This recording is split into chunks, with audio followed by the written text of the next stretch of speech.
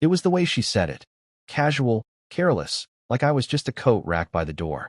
"Don't wait up," she muttered, grabbing her clutch, eyes already fixed on the Uber app. And then she was gone. I stared at the door long after it clicked shut. Something in her voice that night, it wasn't new. It was familiar. Practiced. Like she'd said it to someone else before. Many times. Just not to me. And that's when I knew. This wasn't about one night. This wasn't about dinner with friends or late meetings. It was about patterns. A tone. A woman who'd already decided I wasn't part of the story she was writing. So, I didn't wait up. I stood in the living room for a long time, hands in my pockets, watching the rain stripe down the window. Then I walked to the kitchen, poured a glass of bourbon, not because I needed it, but because ritual calmed me. And I started packing. Not her things. Mine. I packed the books I loved, the photos I couldn't bear to leave behind. I took my old leather jacket, the one she said made me look too serious. And I took the little wooden box from the closet, the one with the letters she used to write me. Back when she meant them. Back when I still believed she did. Let me be honest. We hadn't been happy in a long time. We'd stopped laughing. We barely touched. She went out more. I stayed in. She talked less. I listened more, mostly to the silence. But when someone you love says, "Don't wait up," and you realize you're not even surprised, that's the real betrayal. Not the affair. Not the lies. The moment you see how little you expected from them. I stayed up all night. Not waiting. Planning. I looked up locksmiths. Called one at 3 a.m. A 24-hour guy who sounded half asleep but didn't ask questions. "You sure you want this done tonight?" he asked. I didn't hesitate. "Yeah," I said. "I'm done waiting." He showed up 30 minutes later. Quiet guy. Efficient. Changed the front and back locks like it was just another Tuesday. When he finished, he handed me the new keys and said, "Rough night?" I nodded. Long time coming. After he left, I stood in the doorway holding those keys like they were the first solid thing I'd touched in months. I didn't know what I was going to say when she came back. I didn't know if I'd even see her. I just knew I couldn't keep pretending. She came home just after 6 a.m. I heard her car pull up, the soft slam of the door, the familiar jingle of keys. Then, the sound I'll never forget, the stuttered rattle of her key not turning. Once. Twice. A pause. Then again. I watched from the hallway, heart pounding, arms crossed, barefoot on the cold wood floor. She knocked. "Babe." Her voice was soft, confused, tired. I didn't move. She knocked again, harder. What the hell? Then came the call. My phone lit up with her name. I didn't answer. 10 minutes passed before she knocked once more, and finally I opened the door. Just a crack. Just enough to see her face. She looked exhausted. Smudged makeup. Hair tangled. That perfume I used to love, now too sweet. Too heavy. Like it was hiding something. "What are you doing?" she asked. I looked at her, really looked. And I said, "You told me not to wait up. So I didn't." She frowned, confused. "What's going on?" "I changed the locks," I said. Calm. Like I was discussing weather. "You don't live here anymore." Her mouth opened, closed. "Are you serious?" "As serious as you weren't when you said you were working late." A flicker of panic crossed her face. "You're being dramatic. Let me in." "You know," I said, leaning against the doorframe, "there's a drawer in your bathroom. Second one down. You left a receipt in there 2 nights ago. Spa package. For 2. Same night you said your boss needed you to work overtime."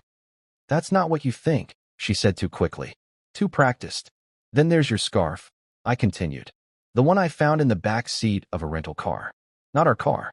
A Nissan Altima, parked 4 blocks away from your office. One you didn't rent.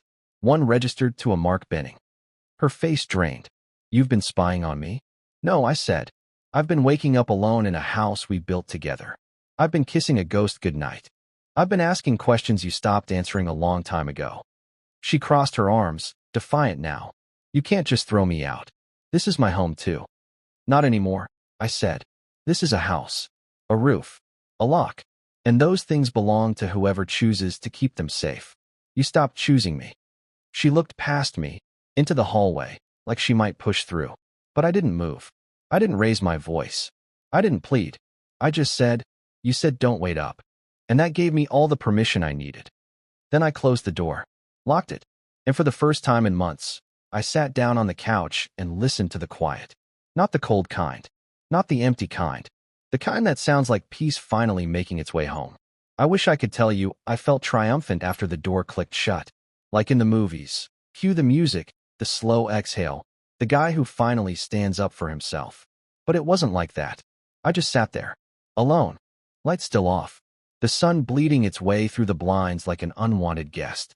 My hands trembled, not with rage, but with the weight of what I'd done. What it meant. She didn't knock again. I think something in my eyes told her this wasn't a bluff. That I wasn't playing the role of the dramatic husband this time. That I'd finally stopped waiting. Emotionally, physically, permanently. I don't know where she went after that. I didn't ask. Instead, I made coffee. 1 mug. For once, without mentally preparing hers too. Almond milk. Half a sugar, never stirred enough. The morning was quiet in a way that felt foreign. Like stepping into a new apartment where your voice echoes because the walls don't know you yet. But this was our place. The home we painted together, where we argued over curtain colors and danced barefoot while unpacking boxes. Where we laughed, once. A lot. And cried, too. There are memories that live in walls, and mine hadn't moved out yet. Around 9 a.m., her brother called. I didn't answer. Then her mother. Then a block number, probably her. I let them all go to voicemail. I wasn't ready to defend what I'd done. Not to people who hadn't seen the messages. The receipts. The tiny cracks that became canyons. I kept thinking about how long I'd ignored the signs. The way she started turning her phone face down on the table. How she started going to the gym more, but came back with her makeup still perfect. The sudden perfume samples that showed up in the bathroom drawer. Unfamiliar brands. Unfamiliar scents. Then there was the lie that broke something in me. The night she said she was visiting her sick aunt and forgot to silence her Instagram stories. She posted from a rooftop bar, all laughter and city lights. Not a hospital. Not an aunt in sight. I didn't even confront her. Just watched. Watched and waited. I told myself for months that if she cheated, I wanted to know. But the truth? I already did. And I stayed anyway. Not because I'm weak. But because when you love someone that much, you'd rather bend until you break than admit they already left you behind. Later that day, I went into the spare room, her office. That's what she called it. But it had become more of a storage space for secrets. I opened drawers I hadn't touched in weeks. Pulled out receipts. Notes. Birthday cards with names I didn't recognize. And tucked between a stack of magazines was a folded letter. Handwritten. Addressed to her. No envelope. Just for Lila scribbled in a slanted hand I didn't recognize. I hesitated. Then read it. Last night was magic. I wish we didn't have to hide like this. You said he's distant, that it's practically over, but if you need more time, I'll wait. Just say the word. M. That was the first time I sat down on the floor and cried. Not loud. Not desperate. Just quiet tears, slow and resigned, like rain against a window. The kind of crying that doesn't ask for comfort. Just release. The kind that comes when the truth isn't a wave, but a tide that never lets you breathe. By evening, I was calm again. There's something terrifyingly liberating about rock bottom. No further to fall means you can finally stand up. So I made a list. 1. Contact lawyer. 2. Change mailing address. 3. Remove her from joint accounts. 4. Pack the rest of her things. Leave them in storage. 5. Write her a letter. Not out of spite. Out of need. I didn't want a screaming match. I didn't want revenge. I wanted clarity. A clean cut. That night, I slept better than I had in months. Not because I was healed. Not because I was over it. But because, for the first time, I wasn't in a relationship alone. The next morning, I woke up to banging on the door. Loud, desperate. It was her. I didn't answer. Just like she didn't, night after night, when I asked where she'd been and got nothing but silence in return. My phone buzzed again. A message from her. We need to talk. Please. You don't understand. But I did. More than she realized. She was right when she said, don't wait up. She just never imagined what would happen when I listened. She didn't stop knocking for 3 full days. Not constantly. She wasn't that relentless, but just enough to remind me she still believed there was a door left between us. That something could be salvaged. That I hadn't meant what I said. But I had. By the 4th day, her tone changed. The knocks were softer. Less demanding. Her texts went from defensive to desperate. From, you're overreacting, to, please, just hear me out. That's the thing about guilt. It takes a while to register when someone spent months justifying every lie to themselves.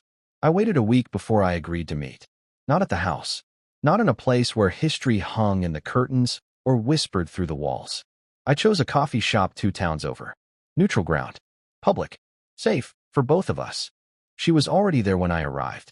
Sitting near the back, sunglasses perched on her head, fingers twisting the edge of a napkin. She looked tired. Smaller, somehow. Not physically, but like someone had turned down the volume on her personality. When she saw me, her face shifted through 5 emotions in 5 seconds. Relief, fear, guilt, hope, and finally, something like shame. I didn't sit right away. I just stood there, looking at the woman I'd once wanted to grow old with. She gestured to the seat across from her. "Please," she said, "just sit." So I did. The first thing she said was, "I didn't mean for any of this to happen." And I almost laughed. Not out of cruelty, just the absurdity of it. The same way you'd laugh if someone tripped on the sidewalk after saying they never fall. But I didn't laugh. I just waited. "I made mistakes," she continued. "It started small. Texts, coffees. I told myself it was nothing." "Was it Mark?" I asked. Her eyes widened, like I'd read her diary. "How did you know?" I didn't answer. I just sipped my coffee. She leaned forward. "It wasn't serious. I mean, I didn't think it was. Not until I realized how distant we'd become. You were always working late. You stopped talking to me." That part stung. Not because it wasn't true, but because it was. Somewhere between the bills and the routines and the silent dinners, I had withdrawn. Not out of resentment. Out of exhaustion. Out of loneliness I didn't know how to name. I could have fought harder. Asked more questions.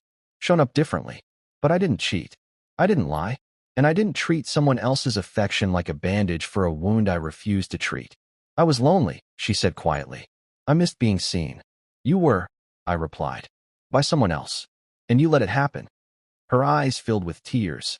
I know. And I hate myself for it." We sat in silence for a while. The hum of espresso machines. Dishes clinking. Life moving on around 2 people who hadn't figured out how to move on themselves. "I never stopped loving you," she whispered. I looked at her, really looked. And I believed her. But love, I've learned, is not always enough. Not when it's neglected. Not when it's used as a shield after the damage has already been done. "I'm not here for an apology," I said finally. "I'm here because I needed to look you in the eye and know that this chapter is over." She nodded, slowly. "So that's it." I nodded too. "That's it." She reached into her bag, pulled out a small envelope. "I wrote something. In case you wouldn't meet. You don't have to read it." I took it, not because I needed more words, but because closure sometimes comes in pieces. Folded, handwritten, sealed with remnants of what used to be. We stood at the same time. She didn't try to hug me. Didn't cry, not there. Just looked at me like I was someone she used to know well. And maybe, in that moment, she saw the man I had become. Someone who wasn't bitter, but better. As I walked back to my car, I thought about the night she said, "Don't wait up." She thought it was permission for freedom. What she gave me was something greater. Permission to stop waiting. To walk away. To finally come home to myself.